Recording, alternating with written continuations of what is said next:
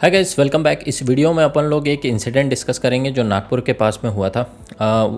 ऐसा हुआ था कि एक एयरक्राफ्ट से ईएलटी सिग्नल डिटेक्ट हुआ था। एक एटीसी ने डिटेक्ट किया और फिर उसके बाद कंसर्न अथॉरिटीज़ को बताया और वो फिर सर्च एंड रेस्क्यू के लिए पहुंच गए थे। तो इसमें ऐसा हुआ कि ज़्यादा कुछ हुआ नहीं, मिला नहीं वहाँ पे कुछ, पर ईएलटी जो सिग्नल है उसके बारे में मैं इसमें डिस्कस करना चाहता हूँ इस वीडियो में। तो ईएलटी का मतलब होता है एमरजेंसी लोकेटर ट्रांसमीटर।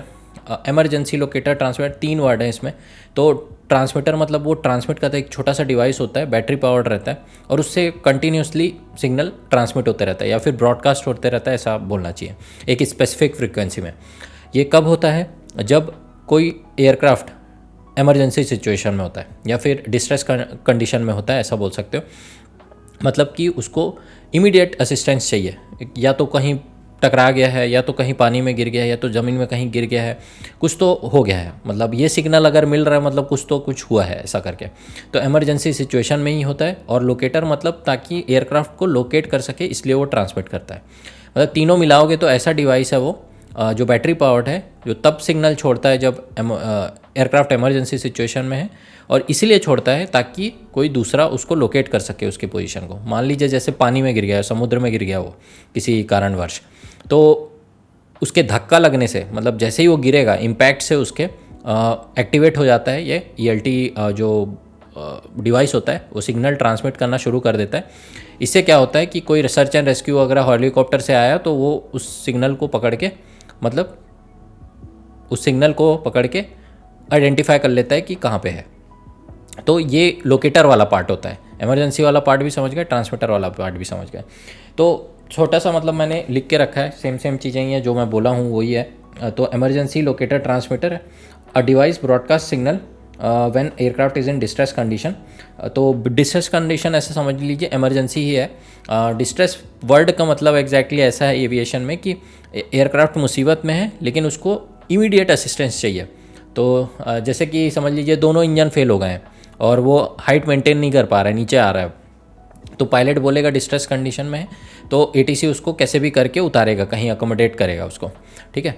और एक होती है अर्जेंसी कंडीशन। अर्जेंसी कंडीशन में भी एयरक्राफ्ट मुसीबत में है लेकिन उसको इमीडिएट असिस्टेंस नहीं चाहिए। जैसे कि फॉर एग्जांपल किसी को कोई दिक्कत आ गई, मतलब मान लो पैनिक अटैक आ गया या फिर उल्टियाँ हो रही हैं बहुत ज़्यादा, एकदम बहुत ज़्यादा दिक्कत वाली चीज़ नहीं है, मतलब एकदम ही क्या बोलते हैं, इमरजेंसी तो नहीं है, मतलब थोड़ा हॉल्ट किया जाता है, किया जा सकता है, तो 2-3 स्टेशन बाद कहीं उतार देगा पास में, ऐसा समझ के चलिए।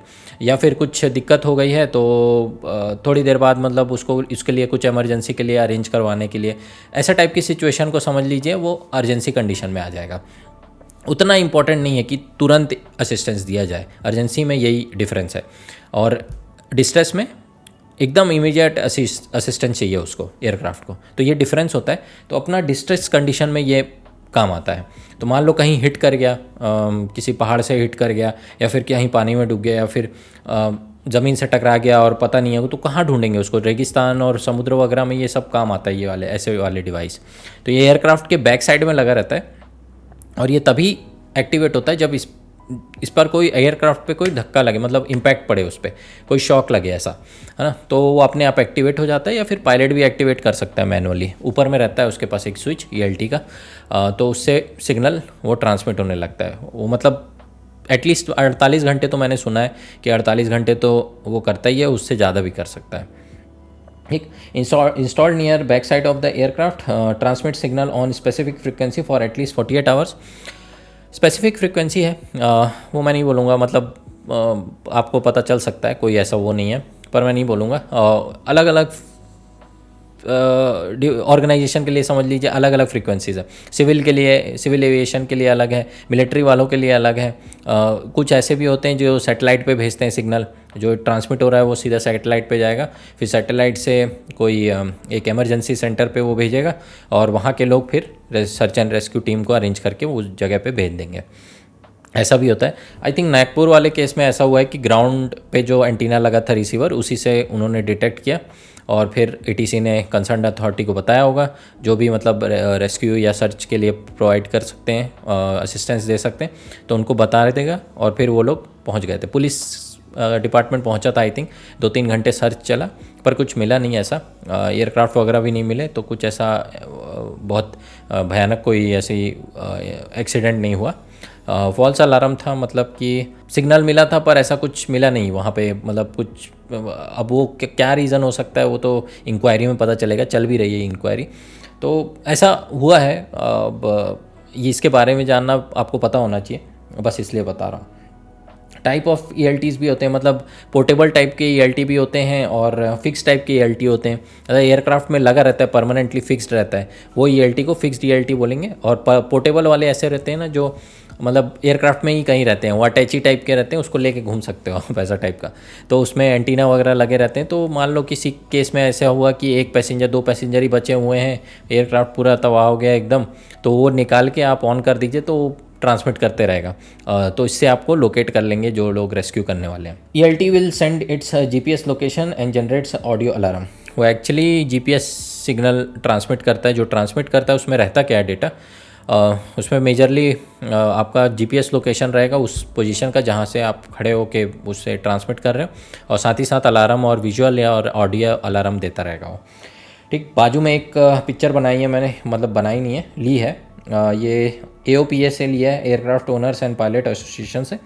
तो इनका अच्छा स्निपेट लगा मेरे को, ये छोटा सा फोटो। तो ये एक ELT है, देख रहे हो आप, इससे 2 सिग्नल बाहर आ रहे हैं, एक को GPS इंटरफेस को जा रहा है, दूसरा वाला जा रहा है एक ऑडियो अलार्म और एक विजुअल अलार्म के लिए। फिर यहाँ पर एक एंटीना लगा हुआ है, तो और इसी से मतलब ट्रांसमिट करता है, और यहाँ एक स्विच है ना। तो या तो धक्का पड़ेगा कोई, इसको इम्पैक्ट लगेगा, या फिर इम्पैक्ट सेंस करेगा, एयरक्राफ्ट का इम्पैक्ट सेंस करेगा ये, तो एक्टिवेट होगा, या तो पायलट अपना खुद से कर सकता है। पोर्टेबल वाले में ऐसा रहता है ना कि आप पैसेंजर के लिए ज़्यादा यूज़फुल है वो, क्योंकि पैसेंजर अगर बस बचा हुआ है तो वो कैसे बताएगा अपनी लोकेशन कहाँ हूँ मैं करके। तो पोर्टेबल वाले वैसे ज़्यादा सही रहते हैं, बैक साइड में रहते हैं, बैक साइड के गेट से जब घुसते हैं ना तो वहीं पे मिलता है। जैसे यहाँ पे दिया हुआ है, ये देखिए एक छोटा सा एयरक्राफ्ट है, इसके बैक साइड में लगा हुआ है ये, ठीक है, ELT। उसके अलावा ELT और ब्लैक बॉक्स अलग अलग चीज़ें होती हैं, दोनों सेम नहीं होती। ब्लैक बॉक्स ऑल्दो ब्लैक नाम है पर ऑरेंज कलर का रहता है वो, और ताकि पहचान में आ सके वो, और ऑरेंज रहता है, और उसके अंदर आई थिंक रिकॉर्डिंग्स रहती हैं, जो फ़्लाइट की जो पैरामीटर्स होते हैं वो रिकॉर्डेड रहता है, किस फ़्लाइट लेवल पे उड़ रहा था, क्या स्पीड थी उसकी, क्या एल्टीट्यूड थी, वो सब चीज़ें मतलब उस पर स्टोर होते रहती हैं, और कहाँ से कहाँ जा रहा था, ये सब फ्लाइट प्लान वगैरह सब उस पर स्टोर्ड रहता है। और साथ ही साथ कॉन्वर्सेशन भी स्टोर रहती है पायलट और ATC के बीच में, या फिर दोनों पायलट्स के बीच में, जितने भी पायलट्स हैं उनके बीच में। तो वो अलग चीज़ है, वो रिकॉर्डर टाइप का चीज़ है, लेकिन ELT अलग चीज़ होता है, ट्रांसमिटर है ये एक, है ना, बैटरी पावर्ड रहता है। तो ये मतलब एक छुटकू सा था, मेरे को बताना था ELT के बारे में। ये अपना कंसर्न नहीं है, ये एयरक्राफ्ट ऑपरेटिंग एजेंसी होती है या फिर पायलट के कंसर्न की चीज़ है ये, क्योंकि वही लोग यूज़ करते हैं। ये हमारे कंसर्न का तब आता है जब ये सिग्नल छोड़ रहा होता है, क्योंकि तब ATC आएगा या फिर HF में कोई बैठा है, HFRT कर रहा है कोई, तो वहाँ पर वो सुनेंगे, इसको मॉनिटर करते रहेंगे फ्रीक्वेंसी को, और जैसे ही उसको उनको सिग्नल मिलेगा तो वो पास कर देंगे कंसर्न अथॉरिटी को। ऐसा नहीं होगा कि ATC वाला अपनी गाड़ी उठा के चल दिया बचाने के लिए, ऐसा नहीं होगा, उसको ट्रैफिक देखना है, वो अपने ऊपर नहीं ले सकता चीज़ें। वहाँ से डेटा आएगा या सिग्नल आया, वो अपने कंसर्न अथॉरिटी को बता देगा, अपने पास नहीं रखेगा चीज़ें, ठीक है, या फिर अपना एकदम देशभक्ति जाग गई कि मैं ही बचाऊँगा जाके, ऐसा नहीं करेगा वो। तो ये पार्ट ऑफ जॉब है उसकी, वो ऐसा नहीं कर सकता, मतलब ट्रांसफ़र करना है उसको इन्फॉर्मेशन, कंसर्न अथॉरिटी जो भी है जिनको बोलना है, तो वो लोग जाके बचाने का काम करेंगे, वैसा है। ठीक, समझ गए होगा, काफ़ी ज्ञान हो गया। कुछ चीज़ें और दिखा देता हूँ, जैसे कि मान लीजिए थोड़े मेरे पास अच्छे वो भी थे, स्निपेट्स थे, जैसे कि यहाँ पे एक ग्रुप ऑन एयर का है दिया हुआ है। आप देखोगे तो यहाँ पे एक एयरक्राफ्ट नीचे गिर गया है, और फिर इसके अंदर एक ELT है। तो देख रहे हो जैसे ही ये लगा नीचे ज़मीन पे लगा तो ये सिग्नल छोड़ा, एक सैटेलाइट को दिया। अलग अलग टाइप के रहते हैं, सैटेलाइट वाले भी होते हैं, कुछ डायरेक्ट एक ग्राउंड रिसीवर को भी भेजते हैं, तो ऐसे वाले भी कई सारे होते हैं। तो डिफरेंट टाइप्स के हैं। ये वाला जो है सैटेलाइट को भेज रहा है, ठीक, ये सैटेलाइट है जो एक सर्च एंड रेस्क्यू सिग्नल भेजेगा इमरजेंसी सेंटर को। इमरजेंसी सेंटर एक फिर वहाँ के लोग अरेंज कर देंगे एक सर्च एंड रेस्क्यू टीम, तो वो आके उतार के देख लेगी।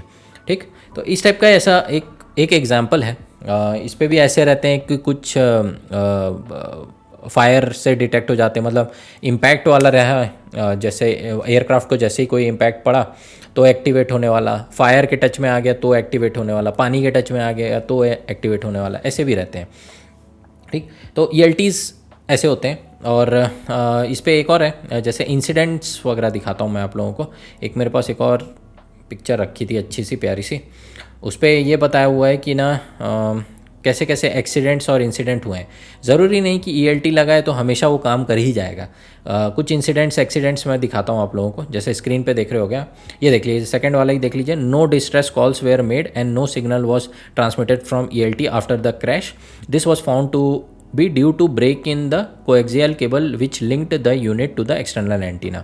एंटीना और यूनिट से जो केबल अटैच होती है दोनों को कनेक्ट करती है, वही केबल टूटी हुई थी, तो इसीलिए वो भेजा नहीं क्रैश के बाद सिग्नल। फिर उसके बाद देखोगे तो ELT was activated but it's signal was not received and it was found that it was a type which was in operative in water. मतलब वो चलता लेकिन वो पानी में गिर गया, इसीलिए वो चल नहीं पाया। ये एक रीज़न हो गया, दिख रहे हो ये जगह में हुआ था, यहाँ पे ये नाम्बिया में हुआ था। फिर उसके बाद एक और देख लो, impact forces had not been enough for the ELT to be activated. उतना जोर का धक्का ही नहीं लगा कि वो एक्टिवेट हो पाए। तो ये मतलब कुछ इंसिडेंट्स हैं, एक्सीडेंट्स हैं, ऐसा नहीं है कि ये लगा हुआ है तो हमेशा ही आइडेंटिफाई हो जाएगा। ऐसा भी हो सकता है कि उसी की वजह से दिक्कत है, बैटरी ही में ही कुछ शॉर्ट हो गया, उसी की वजह से आग लग गई और उसी की वजह से इंसिडेंट हो गया, ऐसा भी हो सकता है। या फिर ऐसा हो गया कि उसकी बैटरी ड्रेन हो गई। शुरुआत में चेक तो किया था उसने, पायलट ने, कि चल रहा है कि नहीं सही से, लेकिन विद द जर्नी वो बैटरी ड्रेन हो गई या कुछ XYZ रीज़न हो गया, उसकी वजह से वो चल नहीं रहा है। तो ऐसा नहीं है कि कम्प्लीटली रिलायबल है, पर एक है इक्विपमेंट है आपके पास कि इसके ऊपर रिलाय किया जा सकता है कि जब कभी भी कहीं गुम गया एयरक्राफ्ट किसी इमरजेंसी में तो उसको लोकेट किया जा सके।